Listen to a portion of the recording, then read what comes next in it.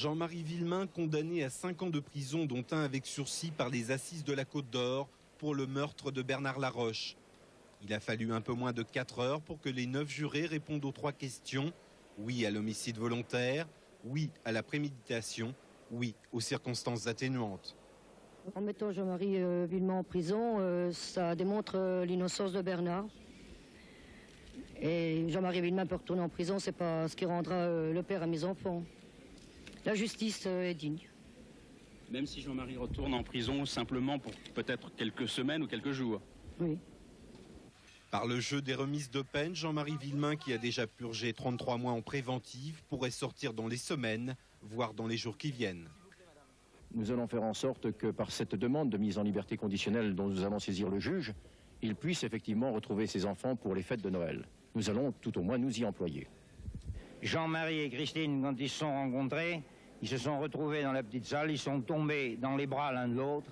Et c'est toujours, comme je l'ai dit, l'amour qu'ils se portent l'un à l'autre qui leur a permis de supporter ces épreuves.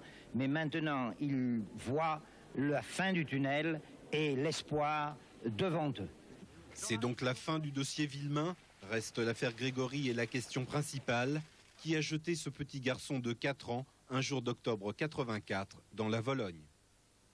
Certes, Jean-Marie et Christine Villemain penseront, comme tous les parents qui ont malheureusement perdu un enfant, à leur enfant, à toutes les dates anniversaires, le jour de sa naissance, le jour de son baptême, le jour de sa fête et le jour de sa mort. Mais je leur souhaite de retrouver la paix de l'âme et cette décision, à mon sens, le leur permet.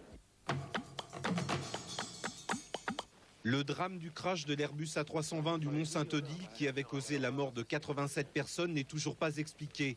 Le rapport de la commission d'enquête évoque 3 hypothèses. Les 2 plus probables font état d'erreurs humaines. La seule question qui nous importait, c'était qu'est-ce qu'on peut faire, qu'est-ce qu'on peut trouver pour que ceci ne se reproduise jamais? Quels sont les enseignements qu'on peut tirer de cet événement révoltant, parce que pour les familles des victimes, c'est un événement révoltant, pour que ceci ne se reproduise jamais? 35 mesures sont proposées par ce rapport. Elles seront suivies par le gouvernement, notamment celles visant à modifier les postes de pilotage. Pas question en revanche de revenir sur le pilotage à 2.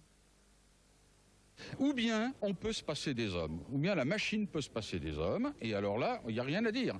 Si la machine remplace effectivement le 3e homme, il n'y a rien à dire. Le problème, c'est qu'actuellement, il y a un vide, il y a un trou dans lequel la machine n'intervient pas et ne remplace pas le 3e homme. Les normes européennes, c'est une fausse excuse, puisqu'on sait très bien qu'il n'y a eu aucune personne de malade après avoir dégusté des moules.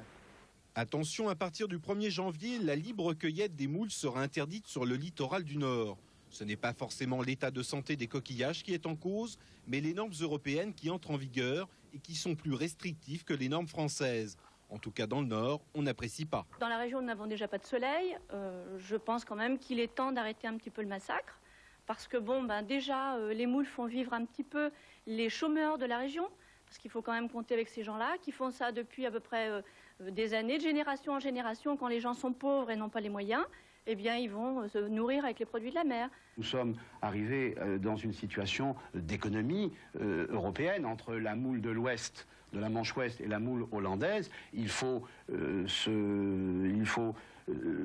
souscrire à une discipline de production.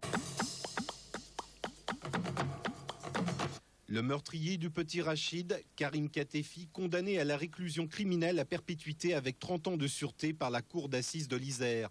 Cet homme de 29 ans avait tué et violé en 90 ce garçonnet de 8 ans. Violente manifestation paysanne contre les importations de soja sur le port de Bordeaux. Une centaine d'agriculteurs du MODEF et de la coordination rurale se sont affrontés aux forces de l'ordre. 2 agriculteurs ont été blessés. L'usine Grunding de Creutzwald, reprise par un groupe britannique, 350 des 550 emplois actuels seront sauvegardés. Je viens de tomber dans les escaliers, là, en plus. Coup dur pour les habitants de cet immeuble lyonnais en rénovation. Les échafaudages bougent complètement la cage d'escalier. Les locataires de 6 appartements, des personnes âgées, sont bloqués chez eux depuis 2 jours. On ne peut pas aller chercher son courrier dans la boîte aux lettres, on ne peut pas aller chercher son pain, ses provisions, on est coincé. On vit sur le ravitaillement qu'on a d'avance. Moi, j'ai réussi à passer pourtant. Oui, mais vous avez 20 ans. Nous sommes tous du 3e âge passé. Hein. Nous avons plus de 70 ans. Allez, courage, selon le propriétaire, les travaux et la galère prennent fin ce soir.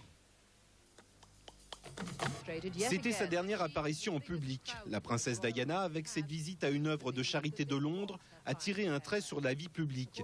Officiellement, elle se dit lassée de l'intrusion des médias dans sa vie privée et espère qu'en se faisant plus discrète, les photographes l'oublieront un peu. À suivre.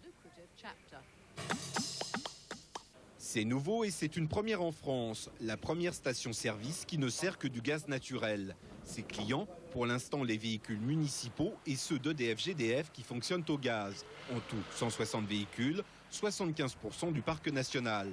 Mais dès l'an prochain, plusieurs constructeurs automobiles devraient proposer une option gaz sur leur modèle. Adieu à Eric Mohamed. C'était le producteur de Rapline, l'émission d'Olivier Cachin. À sa mémoire, M6 rediffuse ce soir, après Culture Rock, la 100e de Rapline. Eric Mohamed nous a quittés, Olivier Cachin salue sa mémoire. Eric Mohamed avait eu 30 ans le 23 août dernier. Il nous a quittés le 16 décembre, emporté par le virus du sida. Producteur de Rapline, puis de Faxo, Rico a désormais rejoint ses héros, Cyril Collard et tous les autres partis trop tôt. Rien à dire, juste à se souvenir. Jaxo Rico.